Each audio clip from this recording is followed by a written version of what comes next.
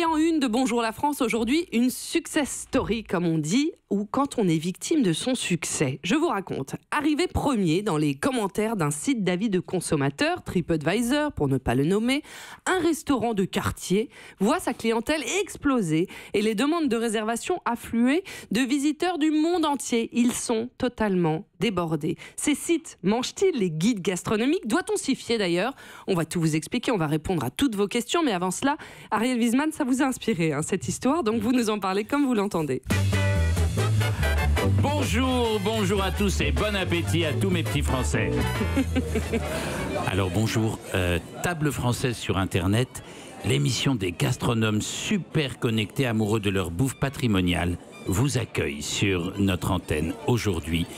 Nous sommes au cœur de la dernière gougoute, taverne, bar, ravin, mangeoire, terroir, cocon ludique et pinacothèque salon d'esthétique pour un tour de France des plus belles saveurs de notre magnifique pays. La France, pays qui a donné au monde les endives braisées béchamel ou le saumon au lard en gelée. Bernard et Magali s'aiment, ils se kiffent ce soir. Et pour se le dire, ils ont décidé de faire une escapade en amoureux à la recherche du grand frisson gustatif des papilles. Ils sont en direct avec nous. Bernard, bonsoir. Bonsoir. Alors Bernard, je vois que vous avez choisi ce soir... La régalade de Valentin. Par contre, j'ai aucune idée de ce que c'est. Alors attendez, parce que je regarde le descriptif. Ah oui, voilà. C'est une tomate évidée remplie d'une farce aux 3 poissons. Ah, bah tiens, ouais, je croyais que c'était de la viande. Faut dire qu'on voit rien dans ce resto. J'ai été obligé de mettre le flash pour faire ma photo pour Instagram.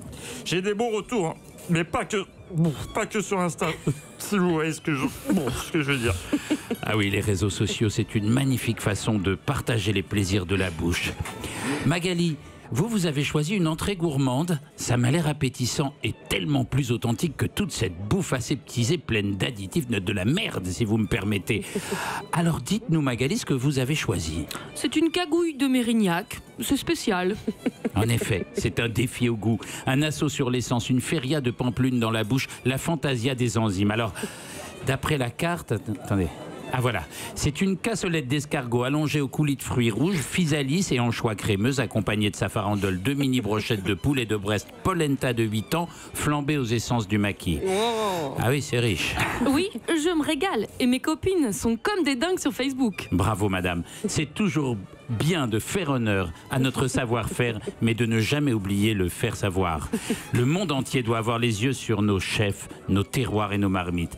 Merci à tous. Et à la semaine prochaine, nous verrons comment faire du houmous grâce à Facebook. Et nous répondrons à la question, peut-on grossir si on tweet trop? À la semaine prochaine. Mais Ariel est complètement...